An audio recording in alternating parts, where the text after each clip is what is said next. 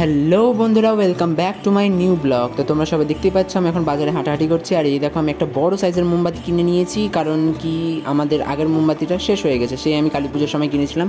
আর তোমরা আশা করি বুঝতেই পারছো আজকে হচ্ছে জামাই ষষ্ঠী, তাই জন্য আমি একটু কেনাকাটি করতে বেরিয়েছি। আর কোন রাস্তা দিয়ে যাচ্ছি তোমরা আশা করি বুঝেই গেছো। তো আমি একটু বড় বাজার গেছিলাম, বড় বাজার থেকে ওই দুটো কাপড়ের পিস নিয়ে নিলাম।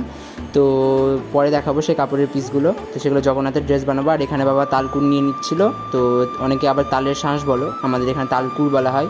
তো দেখো, আর এখানে অনেকক্ষণ দাঁড় করিয়ে রেখেছিলো আমাকে, তারপরে বাবা বাইক নিতে গেছিলো, তারপরে আমরা বাড়ি চলে এসেছি। তো বাড়ি আসার পরে তোমাদেরকে দেখিয়ে দিলাম বাবা কী কী ফল নিয়েছে, এখানে অনেকগুলোই বেশ ফল নিয়েছিল।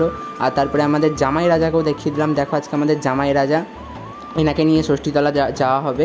ষষ্ঠীতলাতে গিয়ে ওইখানে তাদের পুজো দেওয়া হবে। তো দেখো জামাই রাজাকে নিয়ে এখন আমরা ষষ্ঠীতলায় চলে এসেছি এবং এখানে মা পুজোটা দিয়ে নিচ্ছে, আর জামাই রাজা ওখানে বসে পড়েছে।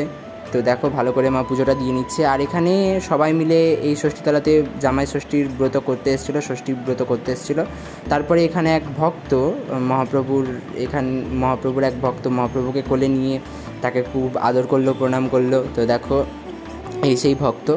তো তারপরে এখানে আমরা খুব মজা করলাম, এখানে সব আমরা ভাই বোন মিলে ছিলাম। তো এখানে সবার সাথে খুব মজা হলো আমাদের, মানে পুরো দারুণভাবে আমরা আনন্দ করেছি। তারপরে আমরা বাড়ি চলে আসি। বাড়ি চলে আসার পরে আমার ফার্স্ট কাজ ছিল রান্না করা, কারণ কি মানে আমি ভাবতেই পারিনি যে এত দেরি হয়ে যাবে।